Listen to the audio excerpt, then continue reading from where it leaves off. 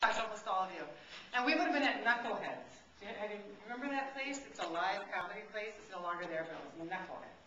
And we would have been drinking jumbo margaritas because it was our 39th birthday, right? And so we would have been having a good time. And at the end of the day, I don't know if it would have been the jumbo margarita, but at the end of the night, I would have said to you, my good friends, you know what? For my 40th birthday, I'm going to get up there and do comedy.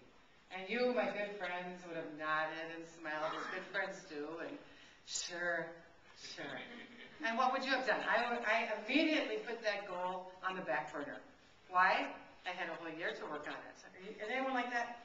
Oh yeah, so I had a whole year to work on that. But as luck would have it, someone gave me a gift certificate for Christmas that year. My birthday's in August. Someone gave me a gift certificate to learn how to become a comedian. And I ended up going to Acme Comic Club downtown Minneapolis. Anybody been there? No? Oh, a few of you. Okay, great. So I went down to Acme Comedy Club and I learned how to become a comedian. And would you believe our class recital, which is really a show, ended 3 days after my 40th birthday. So I invited 150 family and friends, and there was 150 strangers. Now that's stacking the audience just a little. And I did 10 minutes of comedy material, which is really a lot for a brand new comedian.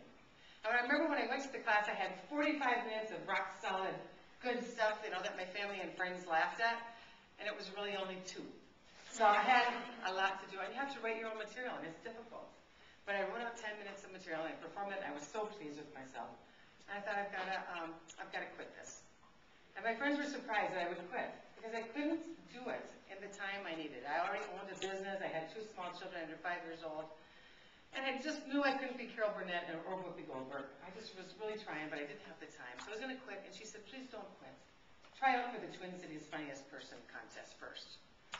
And the criteria for that contest was you could not have been paid to do comedy. So essentially, 150 amateurs were trying out.